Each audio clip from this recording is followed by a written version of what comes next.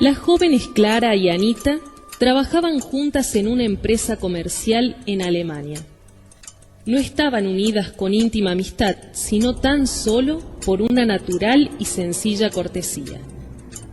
Tenían su trabajo de oficina la una cerca de la otra, y no podía faltar un intercambio de ideas.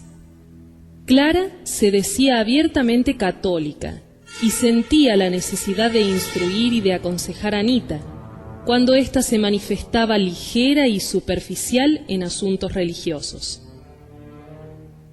Pasaron algún tiempo juntas. Luego, Anita se casó y se alejó de la empresa.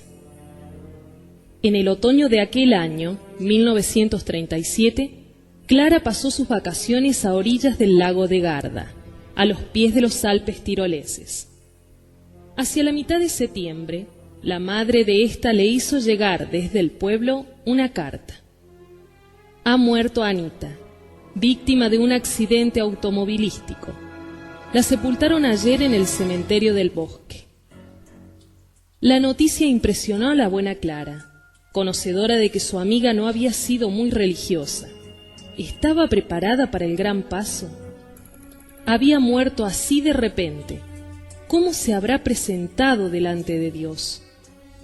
A la mañana siguiente, asistió a misa, comulgó y oró fervorosamente en sufragio de su alma.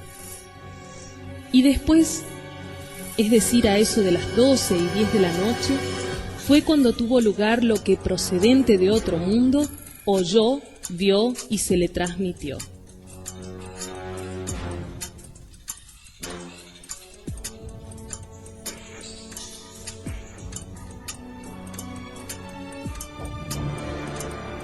Clara, no reces por mí. Estoy condenada en el infierno. Si te lo digo y te hablo extensamente también de mis cosas, no pienses que esto lo voy a hacer como amigas. No. Nosotros ya no amamos a nadie. Estoy obligada a hacerlo y lo hago como parte de aquel poder que siempre quiere el mal y obra el bien. Y quisiera verte llegar a este lugar a ti también, donde yo permaneceré para siempre. No te enfades por desearte lo peor. Aquí todos tenemos deseos de odio. Nuestra voluntad está petrificada en lo que vosotros llamáis mal. También cuando nosotros hacemos algo bueno, como ahora yo, abriéndote los ojos en lo que se refiere al infierno, esto no lo hacemos con buenas intenciones, cual sería la de lo ocurrido en mí o sirviera de acercamiento en cabeza ajena. ¿Recuerdas? Hace 4 años que ambas nos vimos y conocimos. Tú tenías 23 años y te encontrabas allí desde hacía medio año, cuando yo llegué. Tú me sacaste de algunos apuros, por ser yo una principiante, y me has dado muy buenas directrices. ¿Pero qué significan buenas? Entonces yo alababa tu amor al prójimo, mas ahora, juzgándote mal, digo, ridiculeces. Tu ayuda era pura coquetería, como yo lo sospechaba en vida, pues aquí nosotros no pensamos nada bueno de nadie. Las travesuras de mi niñez y juventud ya las conoces, por habértelas contado. Ahora llenaré las lagunas de lo que omití referirte.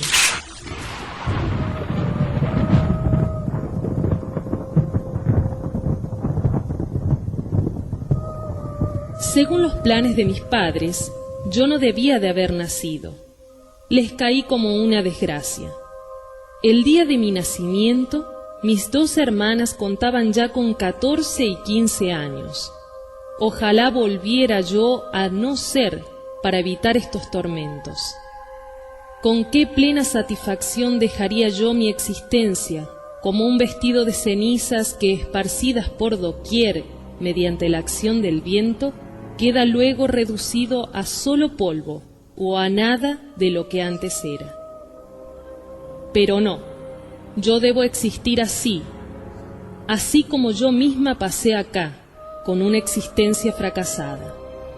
Cuando papá y mamá, jóvenes aún, se trasladaron desde el campo a la ciudad, Ambos habían perdido el contacto con la iglesia, y esto fue mejor, pues simpatizaron con gentes que no practicaban la religión, es decir, con incrédulos y ateos. Se habían conocido en un salón de baile, y medio año después les surgió casarse. Y tan poco espíritu de devoción sacaron de haber sido rociados con agua bendita en el rito del matrimonio, que mi mamá iba a la iglesia solamente a la misa dominical, un par de veces al año. Nunca me enseñó a rezar. Se agotaba en los cuidados cotidianos de la vida, aunque nuestra situación económica no era mala. Palabras como las de rezar, misa, instrucción religiosa, iglesia, las repito con gran repugnancia interior. Aborrezco todo eso, como odio con todas mis fuerzas a los que van al templo y en general a todas las personas y todas las cosas. Realmente, de todo nos viene tormento. Todo cuanto nos invitó a enmendarnos antes de morir, todo recuerdo de cosas vividas y sabidas, es para nosotros una llama punzante. De modo especial, nos aflige acordarnos de haber rechazado la gracia de Dios. De modo especial, nos aflige acordarnos de haber rechazado la gracia de Dios, por haber preferido vivir casi de continuo en pecado mortal, al querer parecernos más a los pecadores libertinos que a esos buenos cristianos, que se apartan de malas ocasiones y procuran frecuentar el sacramento de la penitencia y la Sagrada Comunión, para mantenerse en gracia o recobrarla enseguida si tienen la debilidad de pecar gravemente. ¡Qué espantosas penas! No comemos, ni dormimos, ni nos movemos, espiritualmente encadenados. Nuestra vida consiste en llantos y estridor de dientes. Esta se desliza entre humo, odiando en todos los tormentos. ¿Lo oyes? Nosotros aquí tragamos el odio como agua, también el uno contra el otro, pero sobre todo nosotros odiamos a Dios. Quiero que tú lo comprendas. Los bienaventurados en el cielo deben amarlo, pues ellos lo ven sin velos, en su belleza deslumbradora, lo cual los hace de tal manera felices que no es posible explicarlo. Nosotros lo sabemos, y este conocimiento nos vuelve furiosos. Los hombres en la tierra no ven a Dios, pero por la creación y la revelación lo pueden conocer y debieran sentirse impelidos a amarlos, aunque no estuvieran obligados a ello. El creyente, y te lo digo rechinando los dientes, que medita y contempla a Cristo con sus brazos clavados en la cruz, pensando en el gran sacrificio a que solo por puro amor se sometió el Verbo encarnado para redimir y salvar a los mismos que le crucificaban y a todos los pecadores, acabará por amarlo.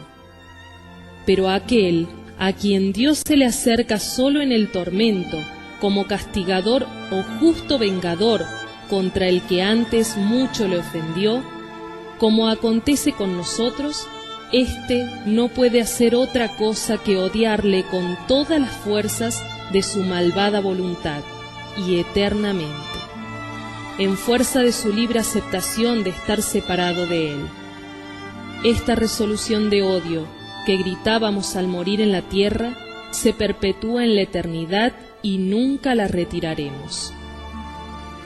Así puedes comprender ahora cómo el infierno durará eternamente. Es porque nuestra obstinación, nuestra terquedad nunca se apartará de nosotros. Obligada debo aquí agregar que Dios es misericordioso hasta con nosotros. Dije obligada porque aun en el caso de decirte estas cosas sin querer, con todo no puedo mentir, como bien lo quisiera yo. Muchas cosas te la digo en contra de mi voluntad. Así pues, las palabrotas que quisiera proferir tengo que callármelas. Dios fue misericordioso con nosotros, no permitiendo que en vida hubiésemos sido tan malvados como lo hubiéramos querido ser, lo cual hubiera acrecentado nuestras culpas y también nuestras penas de acá. Él nos hizo morir antes de tiempo, como pasó conmigo, interviniendo con otras circunstancias acordes con su misericordia. Y también ahora adopta Él cierta actitud misericordiosa con nosotros, no obligándonos a acercarnos a Él más de lo que ya nos separa del mismo, que es como una especie de disminución de tormentos, pues cada paso que me obligase a estar más cerca de Él me produciría un mayor padecimiento, como el fuego más te quemaría a ti cada vez que te acercases más a la hoguera. Tú te espantaste cuando yo en cierta ocasión, en un paseo, te dije que mi padre algunos días antes de mi primera comunión me había dicho: «Anita, esfuérzate para merecer un hermoso vestido, lo demás son puros cuentos, por no decir mentiras». Tu sobresalto me dejó algo impresionada, mas ahora solamente me provocaría a despectiva risa. Lo único razonable que había en aquellas exageraciones era que se admitía a la primera comunión tan solo a los de 12 años.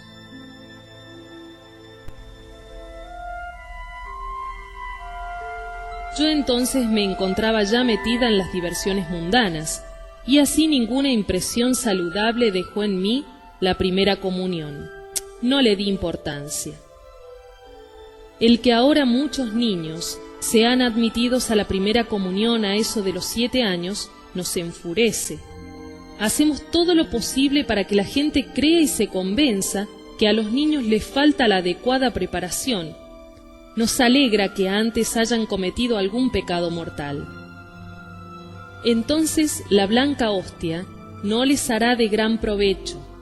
En cambio ahora la fe, la esperanza, la inocencia bautismal son fuerzas vivas en ellos. Tú te acordarás que estas eran mis ideas cuando estaba viviendo con vosotros. Te he mencionado a mi padre. Pues bien, muchas veces reñía con mamá. No te lo decía entonces a ti por vergüenza, mas esta vergüenza la juzgo ahora como gran ridiculez, porque aquí entre nosotros nos ufanamos de haber pecado. Mis padres ya no dormían en el mismo cuarto. Yo dormía con mamá y mi padre en el cuarto de al lado, para estar libre y poder llegar a cualquier hora. Bebía mucho, despilfarrando así nuestro patrimonio. Mis hermanas trabajaban, pero necesitaban para sí lo que percibían. Mamá también empezó a trabajar y ganar algo. En el último año de su vida, mi padre le pegaba mucho a mamá, cada vez que no le daba dinero para sus bebidas. En cambio conmigo fue siempre muy amable. Un día, ya te lo conté entonces y tú te enfadaste por mis caprichos. ¿De qué no te enfadabas conmigo? Un día hasta 2 veces me complació devolviendo mis zapatillas porque la forma y el tacón no me parecieron conforme a la última moda. La noche en que mi padre tuvo su ataque de apoplejía, sucedió algo que yo, por temor de una interpretación desagradable, nunca me atreví a manifestártelo. Pero ahora estoy obligada a decírtelo. Es muy importante esto, que entonces por primera vez fui acometida por el espíritu atormentador que ahora tengo. Dormía yo en el cuarto de mamá. La respiración regular me decía que su sueño era profundo, mas he aquí que de improviso llamóseme por mi nombre. Una voz desconocida me interrogó: ¿qué harás si tu papá muere? Yo ya no amaba a mi padre desde que se portaba tan villanamente con mamá, así como tampoco ya desde entonces no amaba yo absolutamente a nadie. Solo estimaba a quienes me favorecían, pues amar sin egoísmo y perdonando es propio de los que viven en gracia, y yo no estaba en gracia de Dios. Por tanto, contesté a la voz misteriosa sin darme cuenta de dónde viniese, diciéndole primeramente: no tiene él por qué morir. Después de una pausa breve, de nuevo la misma voz claramente preguntaba: ¿qué será de ti si muere tu papá? No, no morirá de ningún modo, vociferé con áspera respuesta. Pasados algunos minutos, otra vez oí la voz que me dijo: ¿qué será si muere tu papá? Entonces recordé muy triste cómo papá muchas veces, volviendo a casa en estado de embriaguez, gritaba y maltrataba a mamá, y cómo él nos había humillado delante de la gente, por lo cual, enfadada, repliqué: le estaría bien, consiguiendo así el maligno que yo cometiese un grave y mal deseo. No insistió ya más el astuto tentador, pero al otro día, al ir mamá a arreglar el cuarto de papá, lo encontró cerrado con llave. Mi padre no había aún salido. Se pensó que estuviera enfermo. Forzóse por tanto la puerta y se lo halló tendido en cama, vestido a medias y ya muerto. Y dijeron que falleció a causa de una apoplejía a la que era propenso por su alcoholismo. Marta y tú habíais conseguido me admitieran en la asociación de jóvenes. Debo decir en verdad que encontré bastante adaptadas a la moda parroquial las instrucciones de las directoras y de las señoras. Los juegos eran divertidos y, como sabes, entré al poco tiempo en la sección de la directiva. Esto me agradaba y lo mismo las excursiones. Hasta condescendí algunas veces en ir a confesarme. Pero mis confesiones eran muy superficiales. No encontraba nada de qué acusarme. Las conversaciones y pensamientos malos no tenían importancia para mí. Y para mis acciones groseras no estaba suficientemente corrompida. Tú, en varias ocasiones me decías: Anita, si no rezas te vas a perder. Pues en verdad rezaba yo muy poco, y este poco sin ganas. Declárote que estabas en lo cierto. Todos los que se abrazan en el infierno no han rezado nunca, o no han rezado lo suficiente, faltando a misa, porque no les apetece, etc. La oración es el primer paso hacia Dios, y es el paso decisivo, en especial la oración a la Madre de Cristo, cuyo nombre, María, nosotros nunca pronunciamos. Esta devoción arranca al demonio un sinnúmero de almas que mientras permanecen en pecado mortal, él las tiene como suyas propias. Sigo adelante en mi narración, consumiéndome de rabia y solo porque estoy obligada. Rezar es la cosa más fácil para el hombre en la tierra, y precisamente a esta cosa tan fácil Dios ha ligado la salvación de cada uno. Al que reza con perseverancia, Él paulatinamente le da tanta luz, lo fortalece de tal manera que por fin hasta el pecador más hundido en los vicios puede en efecto enmendarse. Yo en los últimos años de mi vida ya no rezaba, como era mi deber, y así me faltó la gracia, sin la cual nadie puede salvarse. Aquí, donde estoy, ya no recibimos ninguna gracia, y aun cuando llegase, la rechazaríamos cínicamente, con rabia. Todas las fluctuaciones de la existencia terrenal han terminado en esta otra vida.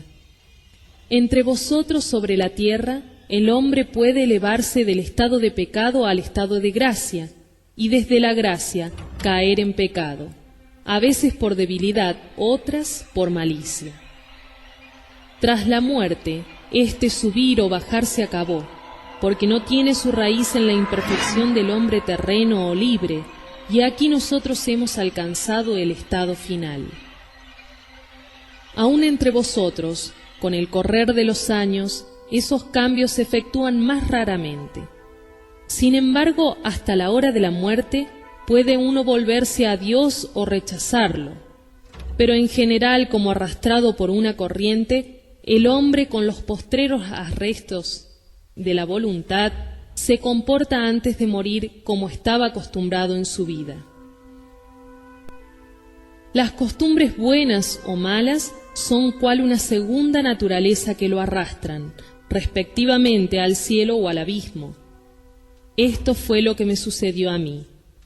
Desde hace años vivía lejos de Dios, solo dedicándome a las modas, diversiones, ganancias temporales, viajes por entretenimiento y otros gozos de puro materialismo indiferente y ateo que ofrece el mundo, sin preocupación seria de lo del alma, de la vida eterna, ni de Dios, porque estas otras realidades, como contrarias a las viciosas inclinaciones, preséntanse antipáticas y detestables. Por lo mismo, en la postrera llamada de la gracia me decidí contra Dios. Lo más fatal para mí no fue el hecho de que yo cometiese muchos pecados, sino que ya no quise volverme a Dios. Tú muchas veces me instabas a escuchar la santa predicación y a leer libros espirituales. No tengo tiempo, era mi contestación de siempre. Por eso cada día mi voluntad fue más perezosa, voluble o poco firme. Debido a esta situación, ya desde antes de mi salida de la asociación de jóvenes, presentóse demasiado pesado para mí volver al otro camino. Experimenté tristeza y desánimo, porque a mi conversión se oponían 1000 dificultades. Me sentía tan cobarde.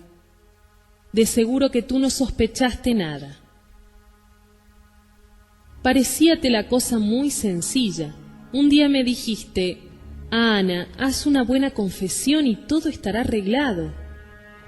Yo estaba de acuerdo, pero el demonio, el mundo y la carne me tenían ya muy tomada entre sus garras.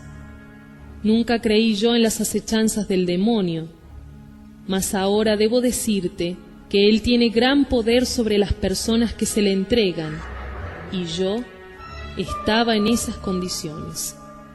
Tan solo muchas oraciones de otros y mías, muchos sacrificios y sufrimientos me habrían podido arrancar de él y de sus insidias.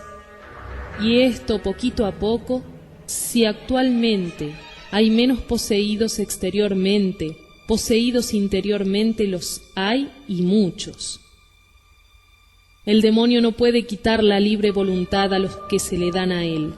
Sin embargo, por esta apostasía, permíteseles al maligno morar en ellos. Yo tengo aversión al demonio, pero apruebo sus astucias, porque todo su ideal estriba en buscar vuestra ruina. Este es su gusto y el de sus satélites, los espíritus malos que están con él desde el principio de los siglos. Se cuentan por millones los que están entre los hombres para tentarlos, y no os percatáis de ello. No nos incumbe a los condenados tentar a nadie, es más bien obra de los espíritus caídos. Tal cosa les sirve hasta para acrecentar sus propios tormentos, pues cada vez que logran llevar a los infiernos un alma, ¿qué es esto si piensan en el odio mutuo que entre sí nos devora a cuantos habitamos en el Averno?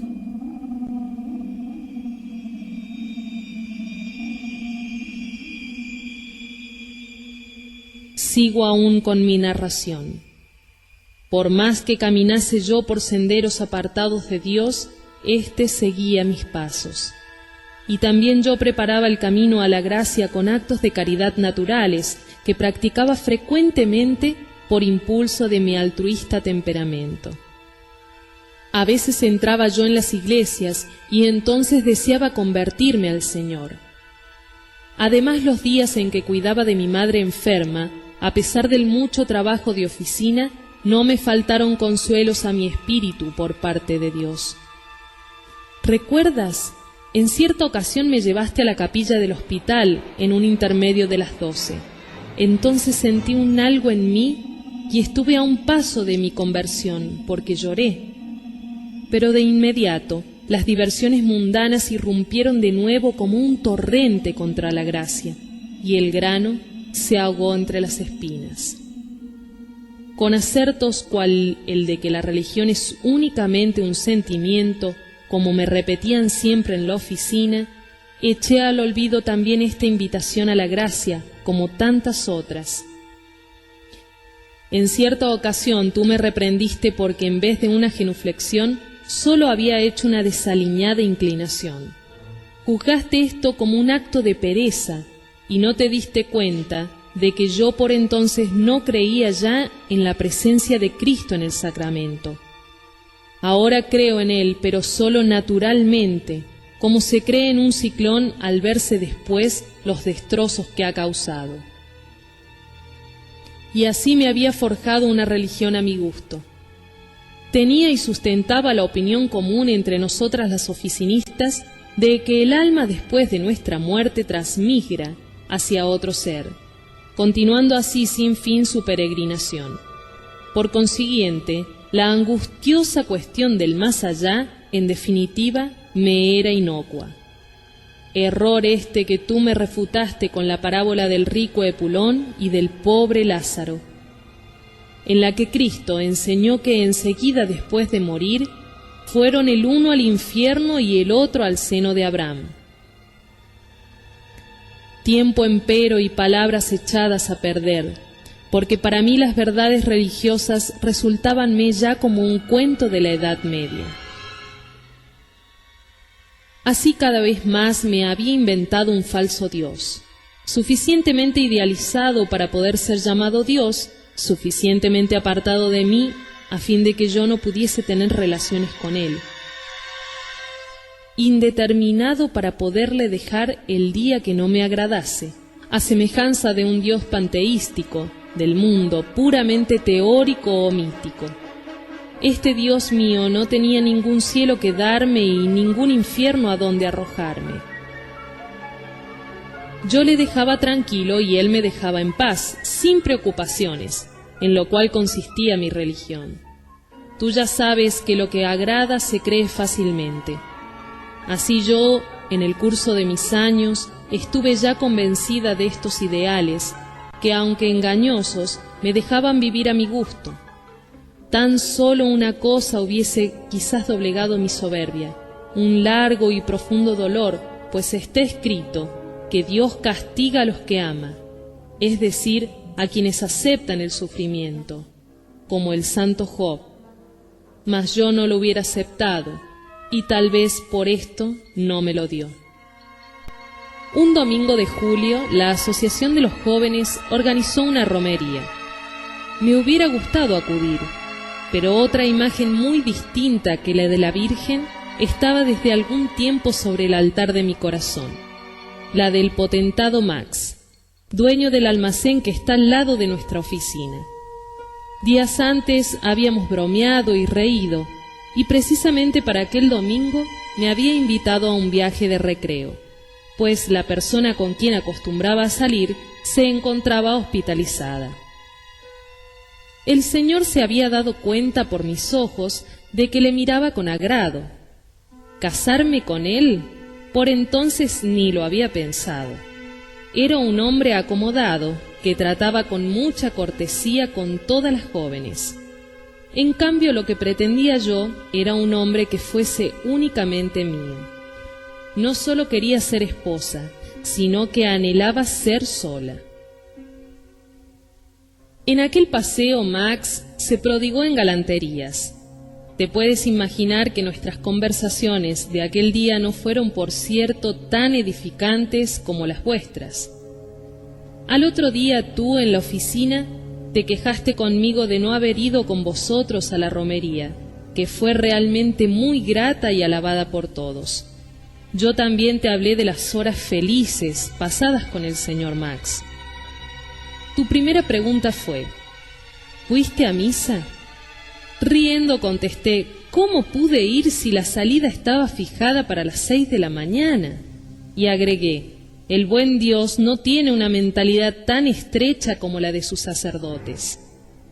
Ahora, sin embargo, tengo que aclararte que Dios, a pesar de su infinita bondad, mide las cosas con más precisión que todos los sacerdotes. Después de aquella gira con el señor Max, solo una vez volví a la asociación. Fue en la noche de Navidad, porque había aún algo que me atraía, pero en mi interior ya me sentía apartada de vosotras.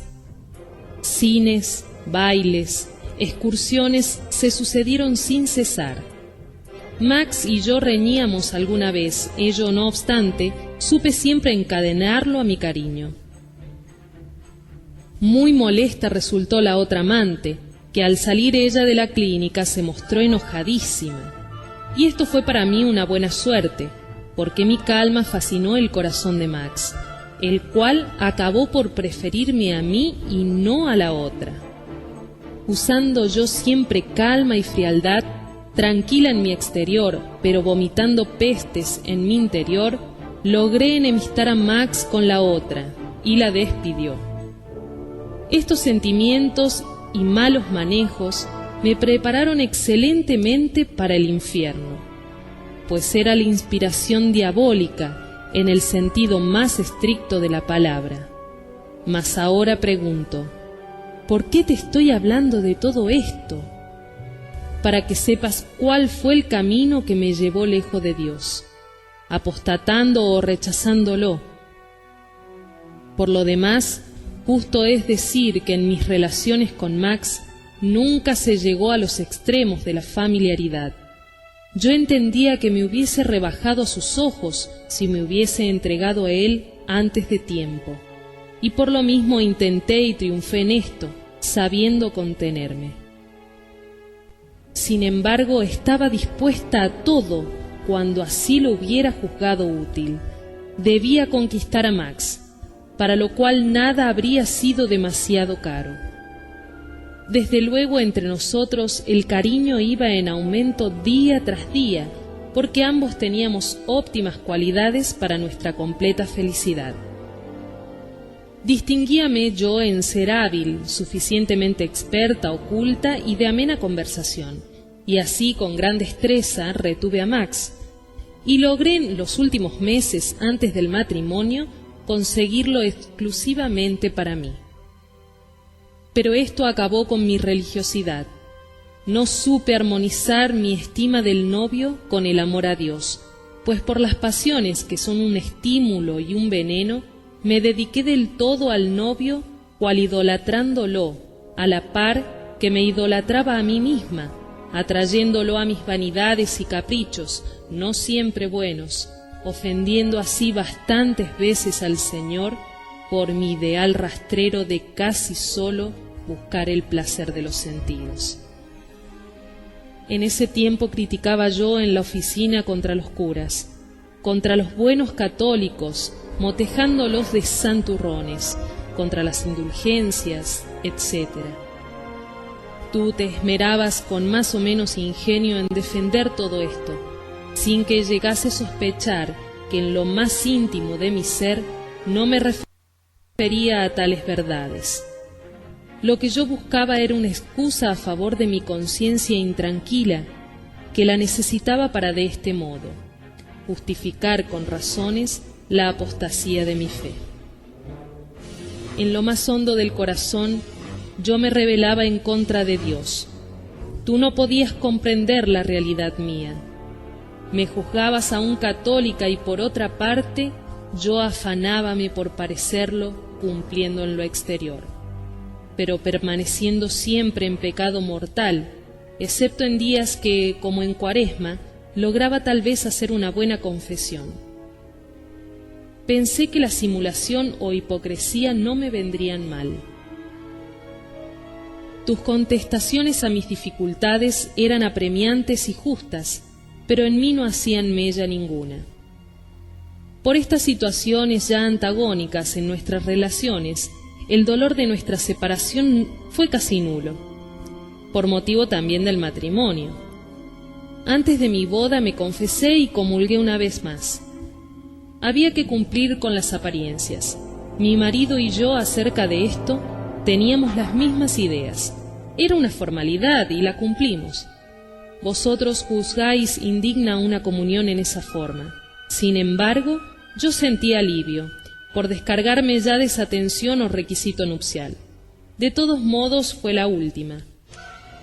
Nuestra vida matrimonial se deslizaba en general favorable, el mismo parecer en casi todos nuestros puntos de vista, también en esto, que no queríamos el peso de los hijos. Mi marido soñaba en un vástago, uno solo, pero yo, con mis mañas y mis razones, le aparté de sus deseos. Vestidos de moda, muebles de lujo, tertulias de café, paseos y viajes en automóvil y diversiones a granel era lo de mi mayor agrado. Fue un año de luna de miel divertidísimo el transcurrido entre la boda y mi muerte repentina. Cada domingo salíamos en un turismo a metas distintas o íbamos a visitar a los parientes de mi esposo. De mi madre ni el recuerdo siquiera, me avergonzaba de ella. Otro tema, reíame a menudo, mas nunca era yo feliz en mi alma. Sentía en mi interior un vacío inexplicable, un algo que me turbaba, la idea de que algún día se acabaría mi dicha de entonces. Pues siempre recordaba lo que oí en un sermón cierto día de mi juventud, que Dios premia toda obra buena y cuando no lo podrá hacer en la vida venidera, lo hará en la presente. Y en efecto, hasta tuve una inesperada herencia de mi tía y mi marido logró ingresos mucho mayores, con lo cual pudimos arreglar más elegantemente nuestra vivienda. La religión nos hacía llegar su luz salvadora, pero ya descolorida y débil. Y tan solo de lejos, porque después de casados, quizás hasta ya no fueran casi nunca a misa dominical ni en otros días de precepto, como hacen muchos matrimonios. Para colmo, los cafés y los hoteles que nos recibían en nuestras excursiones nos apartaban cada día más de Dios. Si en nuestros viajes visitábamos alguna vez las iglesias, lo hacíamos tan solo por las obras de arte que habían en ella. El soplo religioso de las catedrales se neutralizaba con la crítica de algo accesorio, un fraile taciturno y encapuchado o de pobre indumentaria. Lo raro de que los monjes elaboren licores, el persistente repicar de las campanas, todo esto cooperó a apartar de mí la gracia que de vez en cuando llamaba mi corazón. Aunque desahogaba mi mal humor burlándome de escenas medievales, pinturas del infierno que había en algunos cementerios y en otras partes, representando a demonios de colas muy largas que torturaban atrozmente a los condenados y los introducían en grandes recipientes llenos de chispeante fuego.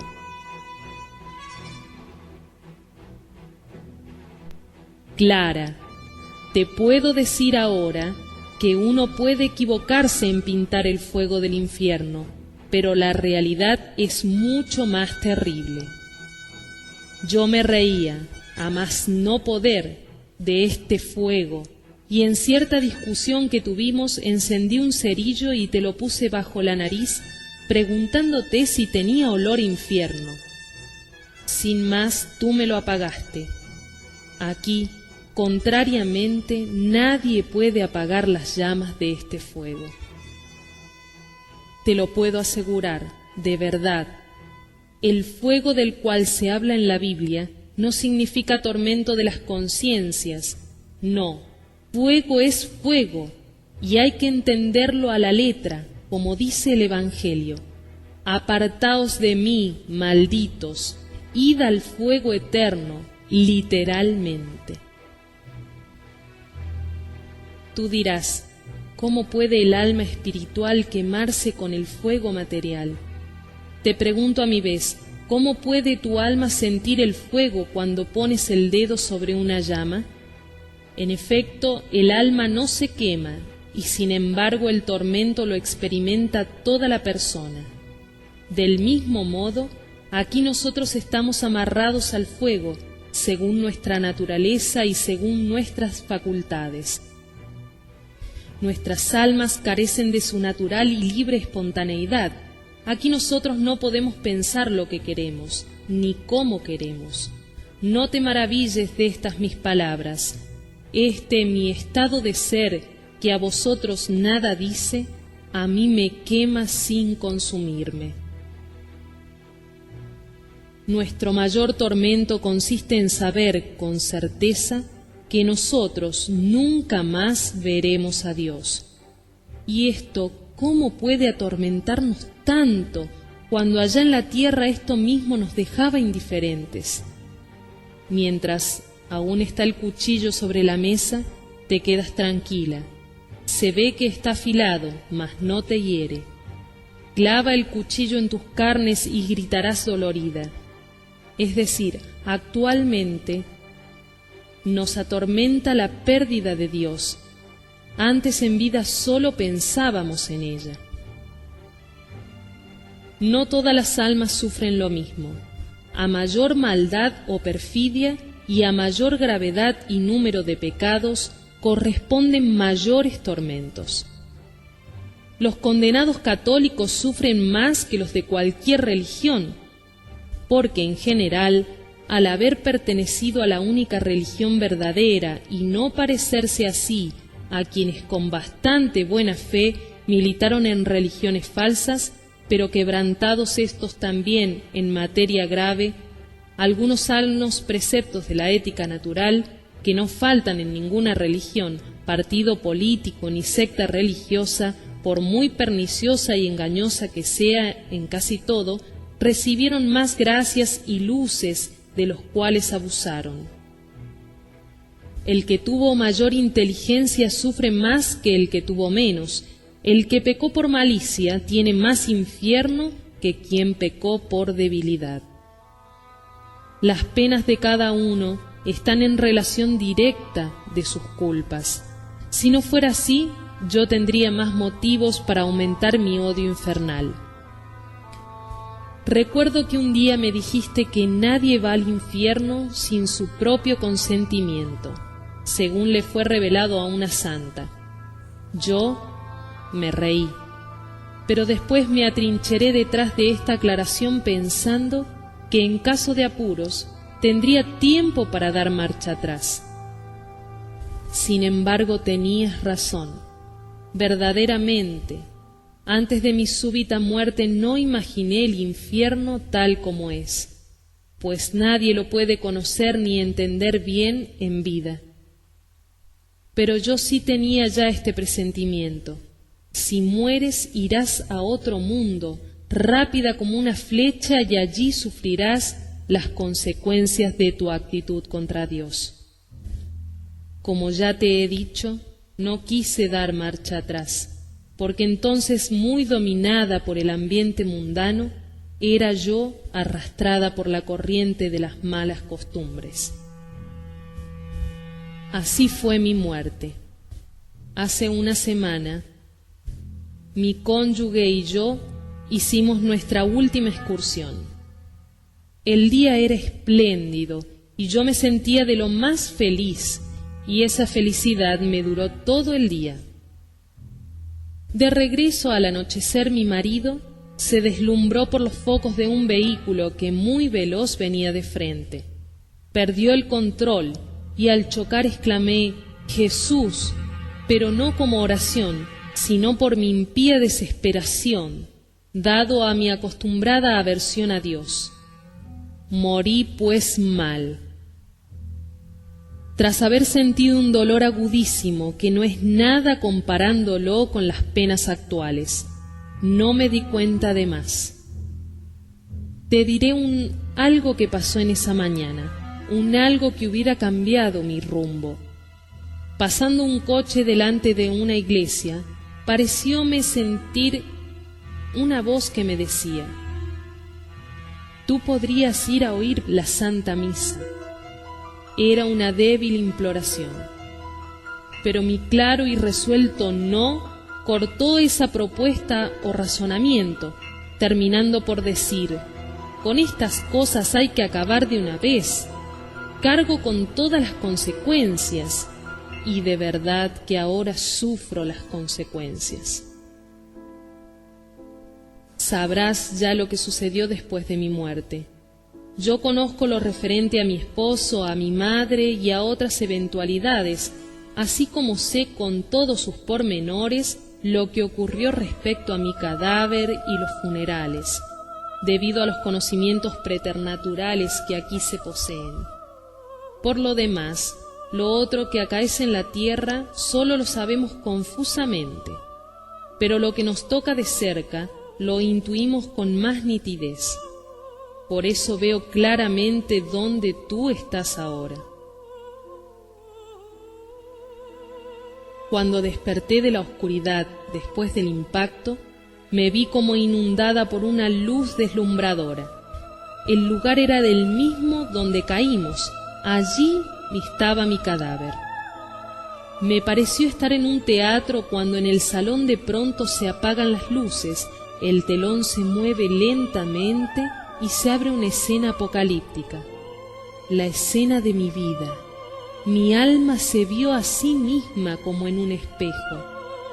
Vi las gracias pisoteadas desde mi niñez hasta el último no frente a Dios. Me vi cual asesino a cuyo proceso judicial estuviera presente la víctima innegable que él degolló. ¿Arrepentirme? No, nunca. ¿Avergonzarme? Por ningún motivo. Sin ver a nadie sentía la mirada de Dios sobre mí. ¿Qué hacer?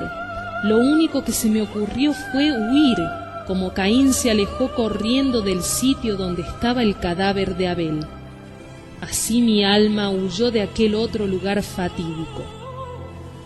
Este fue mi juicio particular. Oí la voz del juez divino o su sentencia fulminante de apartaos de mí.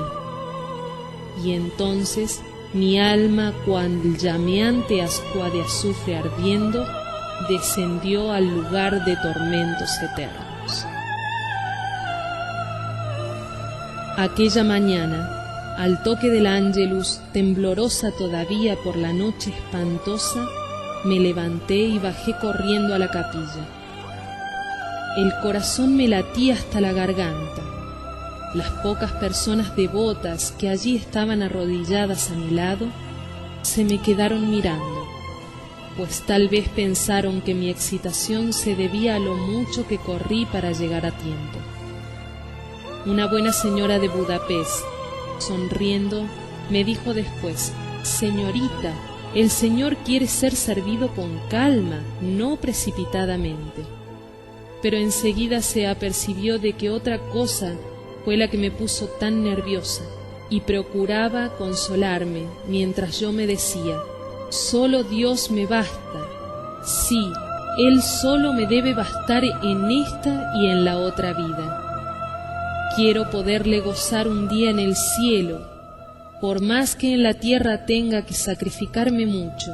No quiero ir al infierno». Dios escuchó a esta otra joven, pues ingresó en un convento donde muy pronto su bendita alma voló a la Jerusalén celestial.